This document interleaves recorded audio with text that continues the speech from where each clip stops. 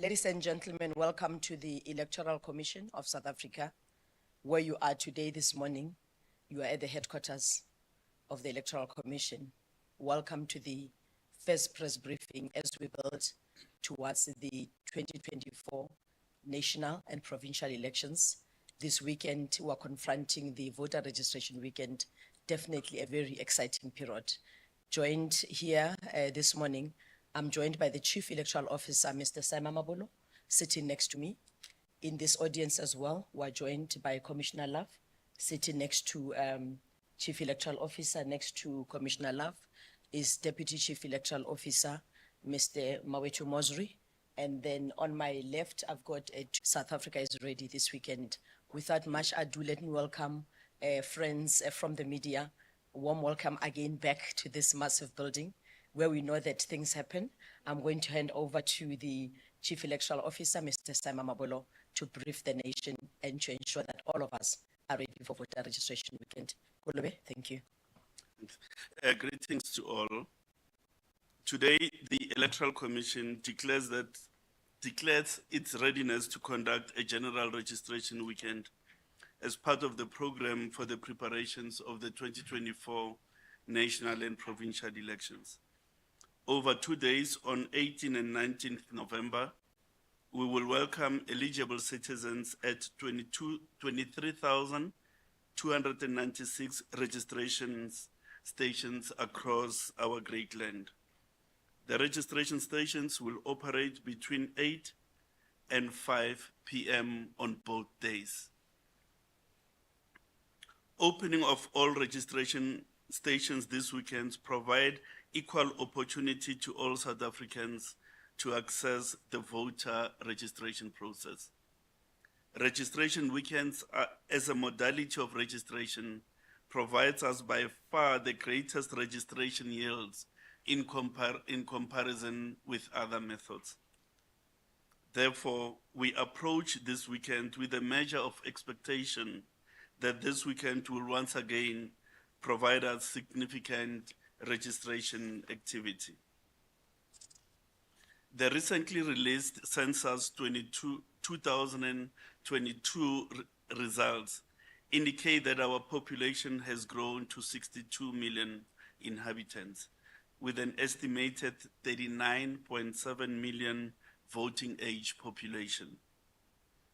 The voters' roll currently stands at 26.2 million, representing 66% of the estimated voting age population.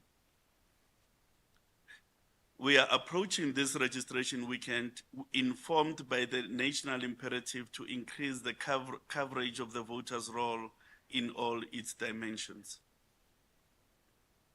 We pertinently wish to indicate that lease agreements pertaining to permanent voting stations have been signed and concluded. Of these voting stations, 62% are schools, 9.7% are places of worship, and the balance of 28% include all other categories such as community halls and other municipal infrastructure. There are a further 959 temporary voting stations across the country. The majority of temporary voting stations are found in the province of Gauteng at 204, followed by the Free State at 180, and Limpopo at 150. Procurement processes in relation to the provision of temporary infrastructure have also been concluded. The institutionalization of temporary stations ensure that electoral services reach communities which would otherwise not have the services available. They are therefore an important mechanism of extending franchise rights to all eligible citizens. Furthermore, there are 33 mobile voting stations across the country. 69,718 staff have been recruited and trained for this registration weekend. Out of this appointed staff, 53,028 are female and 16,690 are male. In addition, 35,640 registration staff are under the age of 35, whilst 26,000 are between the ages 36 and 50. The balance of 7,603 are 50 years and older. Currently, rather crucially, 50,213 of the total staff complement are unemployed persons. In other words, the Commission is giving working opportunities for young and unemployed persons. And this may be contrary to popular held belief. The voter management devices are the mainstay technology for the delivery of the registration process. The VMDs were first introduced in 2021 and have since undergone significant improvements based on the lessons that were evinced by the previous electoral events. Accordingly, the operating system for these devices has now been enhanced. Furthermore, 3 business applications will be running on these devices during this weekend. These are the staff attendance register, voting station monitoring, and the voter registration applications. The devices are designed to operate online via an access point network. However, all 3 applications have been coded to operate offline in a number of instances, including when there is insufficient connectivity with the central database. The interplay between the online and offline modes of the devices will happen without operator intervention. A dry run was conducted on 28th October to assess the functionality of the devices as well as the infrastructure that underpins its functionality. Again, optimizations have been effected in the light of the insights arising from the dry run exercise. The delivery of essential voter registration material, including VMDs, stationery packs, arrow signs, and document storage boxes have been provisioned and delivery completed across all provinces. Importantly, the registration process does not require the completion of forms at the station, and therefore limited time will be spent at the station for actual registration. The voters' roll, as it existed at the beginning of October, has been printed and delivered to all municipalities. Approximately 260 tons of equipment and material has been handled through our logistics value chain. Since the Commission launched the online registration portal in July 2021, a total of 1.1 million registration transactions have been recorded. The portal has experienced a hive of activity this year, with 52% of all transactions being recorded in the 11 months of the year. New registrations amount to 40.6% of the total online registration activity. Once again, women are the majority users of the online portal at 56%. Young persons under the age of 29 indicate a strong usage level at 49.6%. We have noted pronouncements of arrangements by the Department of Home Affairs to open its offices last weekend as well on this weekend to allow citizens to collect identity documents as well as get replacement IDs, including temporary identification certificates. These offices will be open between 8 and 5 on both days on the weekend. We thank the department for avoiding. The Commission makes an impassioned call on all adult South Africans to seize the moment by registering as voters. Only those who are on the voters' roll can have a say in the electoral outcomes next year. Even if you have not as yet decided to vote, it is still important to be on the voters' roll because your choice can only be recorded if you are registered. Therefore, by not registering, essentially you lose your voice. Importantly, the Commission encourages registered voters to check the correctness of their details by visiting registration stations over the weekend. This is crucial because with the amendment to prescripts, voters may only vote in the voting district in which they are registered.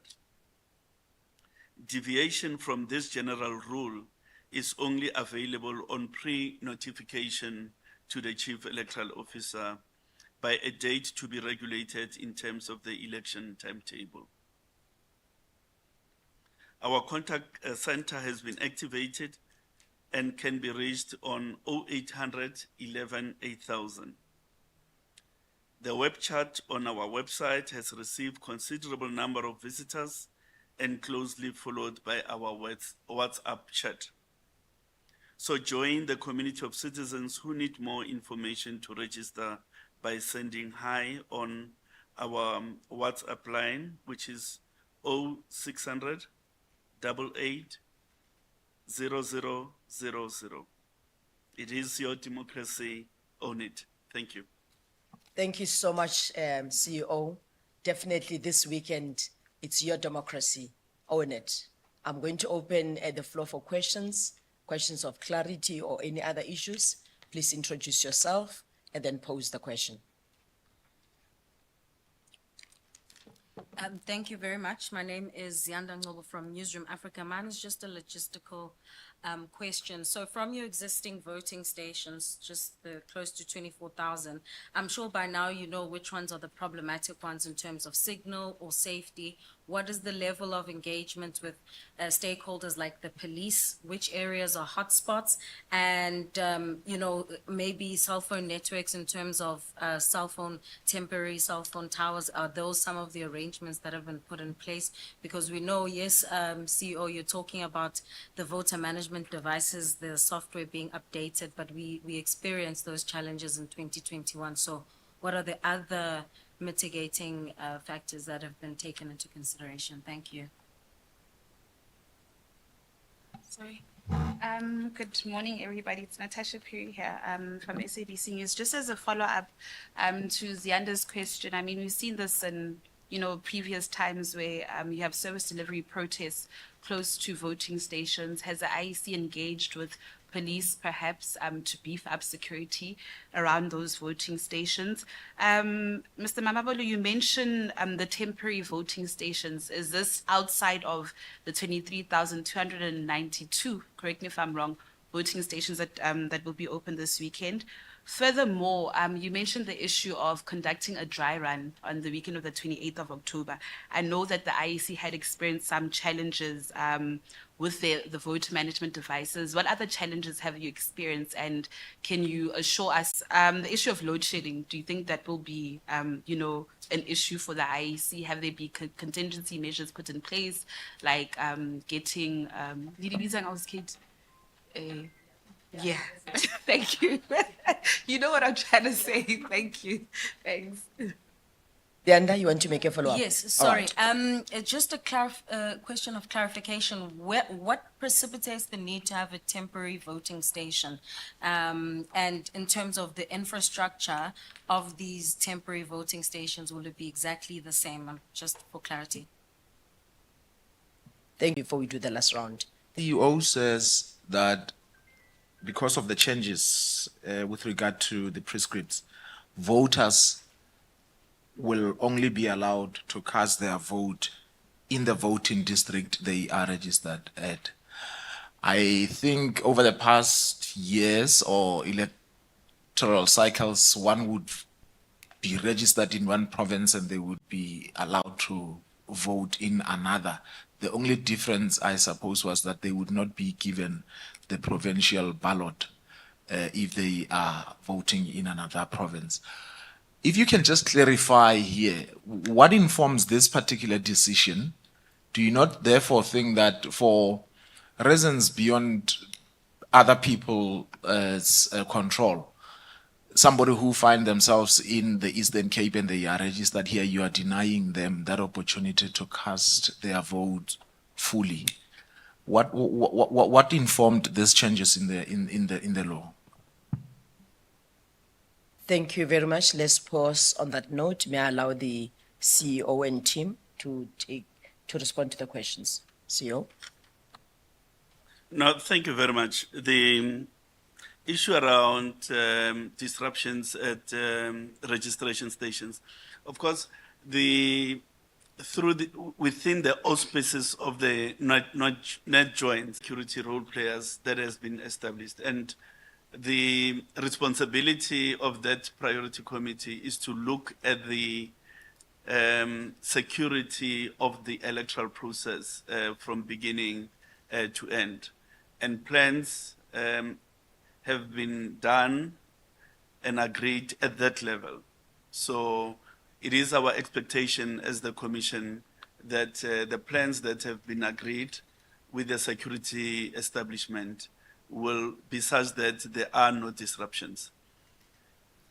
Cell phone networks, indeed, we are working with partners within the telecoms industry to ensure that the infrastructure that we require to make the process seamless, it's effective. But should, for any reason,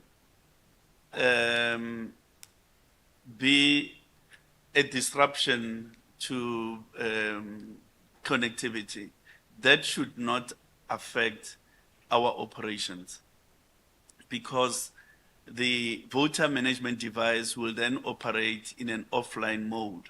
And when we are offline, it doesn't mean we cease operations. We only mean that there are no active transmissions of transactions at that point.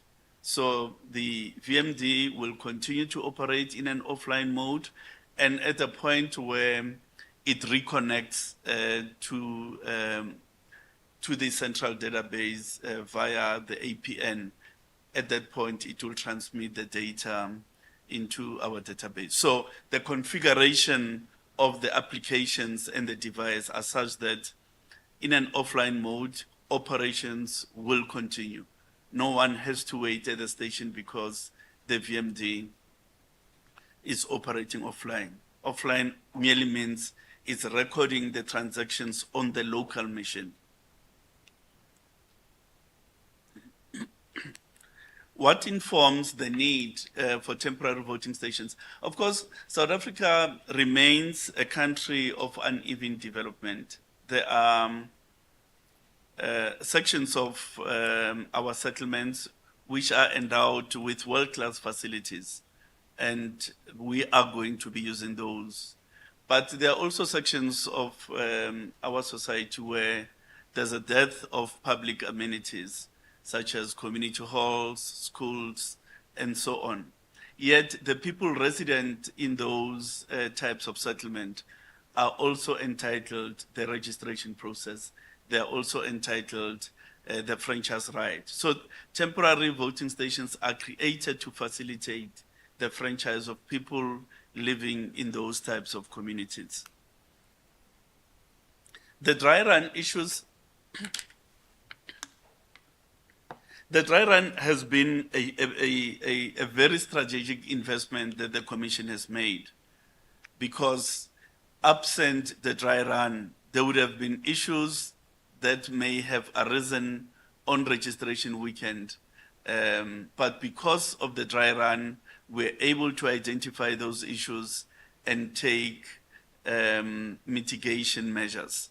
Some of the issues that emerged was the transfer of transactions into the database. Optimizations have now been done, and that process is resolved. Similarly, there was an issue with our metro line between ourselves and Telkom, but again, it was an infrastructure issue. Routers had to be replaced. So there were very important lessons on the infrastructure side, as well as on the software coding side, that we've identified, and those have since been rectified. Load shedding, it's an issue of concern always, because it affects our business operations. However, on this occasion, we won't be so much reliant on the day on energy supply, because the VMDs will be pre-charged, and in a full battery charge, they should be able to carry the day without necessity for energy connections. Of course, the situation gets slightly more complicated for election day, but we'll deal with that in due course. For now, we are comfortable that the VMDs, if fully charged, they should be in a position to carry the operation for the day. Section 24A has been amended by Parliament, so it's a statutory matter. Why was it done? To fortify the credibility of the process. If you recall, there were allegations in 2019 of people having voted multiple times, having gone to their station and having received a Section 24A elsewhere. Those were allegations. The relevant people were arrested and brought before the courts. And in all instances, they indicated that they only attempted to do so. And some of them paid fines to the courts. Now, you don't want a repeat of that. Hence, Parliament felt it's necessary to strengthen the provision. It is still available. It's an available facility, but you're going to access that facility by pre-notification. In other words, you can't just rock on the day. You must have notified the Chief Electoral Officer through a mechanism that we will outline a little later on, of your intention to vote outside of your voting station. So it is not a facility that is taken away. It is only availed on pre-notification. Thank you so much, CEO. I've got a question from our province, the IEC in Limpopo province. They're holding a media training. There's a question here from Mukurukuru Media.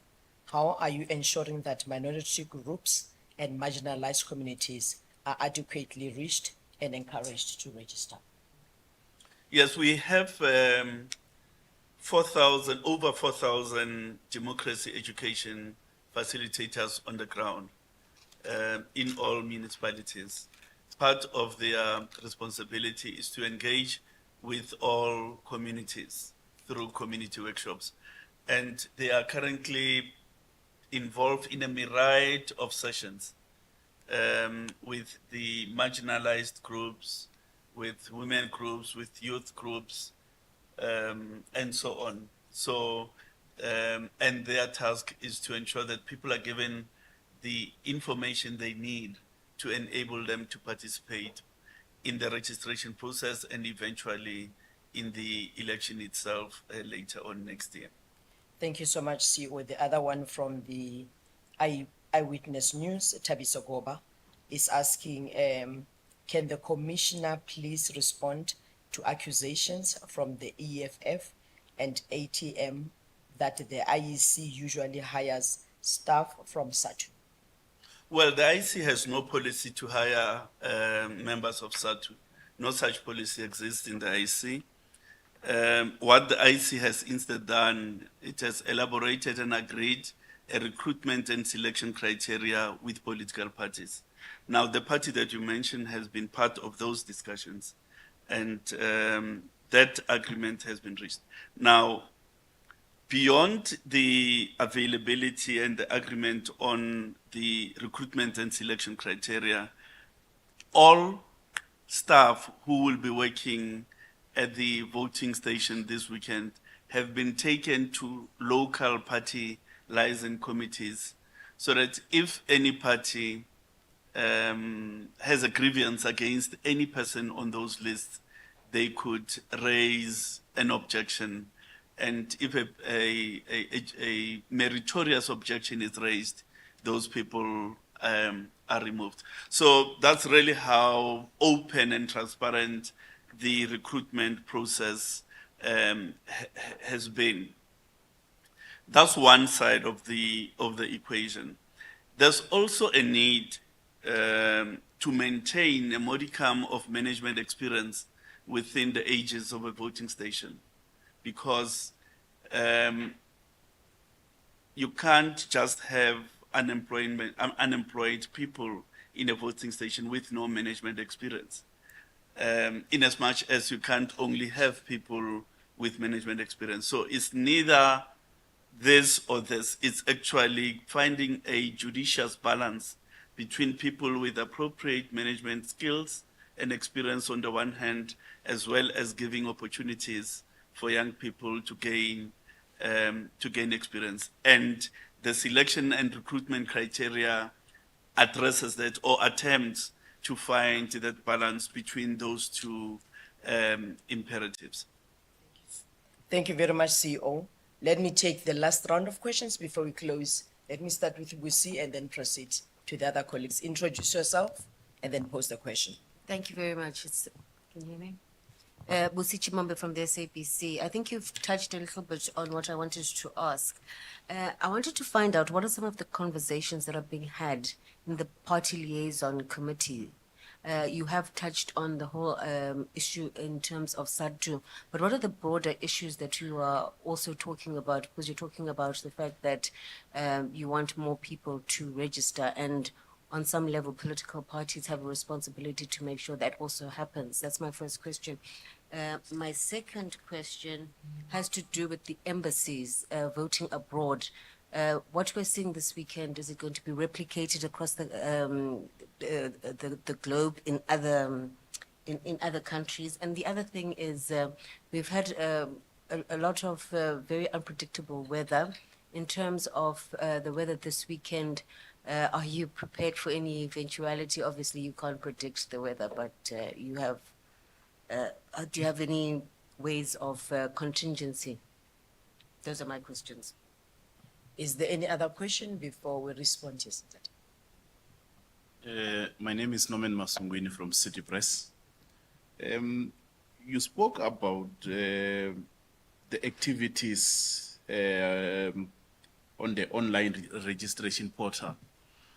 And now, in terms of based on what we have been doing and the expectations for this weekend, in terms of the attendance, obviously considering the weather and other elements, are you expecting, what is your expectation in terms of the numbers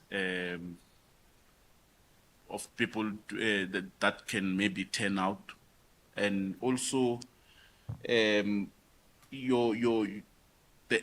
other element of young voters, because it has always been a problem that you have young voters who have shown less interest in participating in the elections. Have you done enough to lure them to come and register this weekend? Maybe last question is this gonna be the only voters registration weekend, or you'll have another one? And how many do you hope to have before the elections? Thank you. Thank you very much. Yes, Stacey. From Kaya 959, CEO, in terms of when you launched the elections, you made it very clear that one of your mandates as the IEC is voter education. And I guess this just goes at the back of my colleague's question in terms of getting more young voters. What have the programs of the voter education process looked like so far? And are you happy with where you are right now with that? On that note, let me allow the CEO, I don't see any other hand. Let me allow the CEO to tackle the issues being raised. Thank you very much, CEO. Thank you. The conversations in the PLC really, perhaps we must provide the conceptual framework of what the PLC is. The PLC is a consultative body of political parties who bear representation in legislative assemblies. It's available at the national, provincial, and municipal level. Now,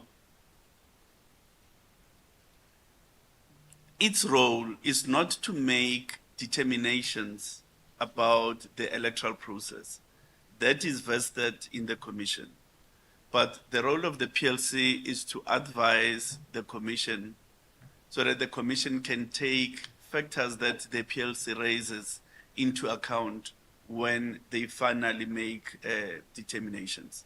Now, the issues that are before the PLC include, amongst others, the recruitment and selection and recruitment criteria that I spoke about.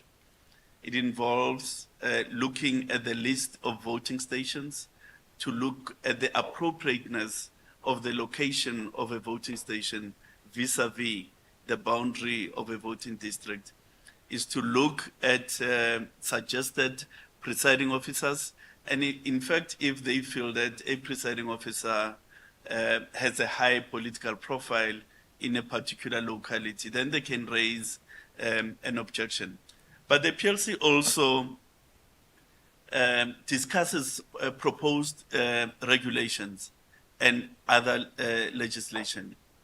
For instance, the regulations that went through the public consultations, they were also presented to the PLC to air its views so that when the Commission finally makes the determinations, it could take into account the views of the Party Liaison Committee.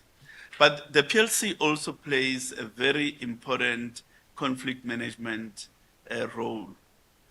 When there are inter-party conflicts in particular localities, we find that the local members of the PLC facilitate the resolution of conflict that happen. So it's an important cog in the conduct of election. It's a structure that we value as the IEC because there's a lot of experience that is embodied in some of the members of the PLC. And we think we need to keep it. And in fact, most countries come here to benchmark about the operations of the PLC, and it's been replicated in many other jurisdictions. There will be a registration weekend at the embassies on the date which the Commission will announce to give South African citizens abroad an opportunity to enlist on the roll and to record their votes when an opportunity comes. But beyond that, there will also be an online facility availed to South African citizens who are abroad. So both those modalities of registrations will be availed to South African citizens who are abroad. The weather, it's a tough one because our weather patterns are quite unpredictable. We are looking at the weather predictions, and we hope for a less than inclement weather over the next few days, so that it is warm enough, everybody doesn't have hurdles to get to the voting stations. in terms of the emergency situations, of course, we, as part of the priority committees, which are also established at the provincial level, the provincial disaster management is involved to assist in the event disasters arise. The numbers, what do we expect by way of the numbers this weekend? Let's say this, we've built capacity to register the entirety of the 39 million people who are eligible. So we have the capacity, infrastructure-wise, human capacity-wise, to deal with everybody that comes up. But we've got to be realistic because our registration framework is not compulsory. It's a voluntary system. So I think the Commission would be happy to enlist an additional 1 million people on the voters' roll. Young voters, we have been working hard to lure, to use your words, to lure young people and enthuse them sufficiently to register to vote. Some of the activities that we've been engaged in include the Schools Democracy Week, where we went to schools in the month of April and subsequent weeks to engage with young persons within this formal schooling system on the need to register and really engaging them about civic and democracy education. We also had a program of visiting all universities, technicons, and TVET colleges, again, to engage young people with the civic and democracy education content and to register young people within those tertiary institutions. I indicated that we have close to 4,000 people on the ground, democracy education facilitators, who are also engaging with young persons. We've set up the voter registration portal in part to ensure that there's a facility for young people to register using their mobile devices, because the mode of communication for young people is through mobile devices. So they engage politically, they engage socially on mobile devices. And therefore, there's a voter registration portal which is available on mobile devices, precisely because we wanted to create a modality close to what young people use for purposes of registration. Is this the only registration weekend? The Commission has already announced that there will be another, yet our focus is to make this one as successful as it should be, because there's a huge public investment that the country is making, and it has to be a fruitful exercise. So I've got the last question from my online troopy here. How is the delay in the delivery of judgment affecting preparations? Well, the attitude of the Commission is that the court must be given the space to look at all the issues and announce the judgment, hand down the judgment at an appropriate point. But of course, the longer it takes, it creates a level of uncertainty in terms of the finalizing systems. For instance, the number of signatures, the module that we created for that purpose has to be finalized. And it has to be finalized on a certain figure that is pronounced on by the Constitutional Court. Thank you so much, CEO. Looks like we have covered all the key questions. The statement is available online. All our platforms are available to South Africans. You Google us, you find us everywhere, on WhatsApp, on contact center, on Facebook, Twitter. On that note, ladies and gentlemen, it's been a great start to voter registration weekend coming ahead. We're going out in our numbers. CEO has given us a number. I'm hoping that we'll beat his number. He's sitting at 1 million. I'm not sure, Zianda. Let's see if me and you and I can say, oh, Zianda is out. Let's see if we can beat the CEO's number. It's 1 million it is. Let's see if you can beat it. On that note, thank you very much. Have a fabulous weekend ahead.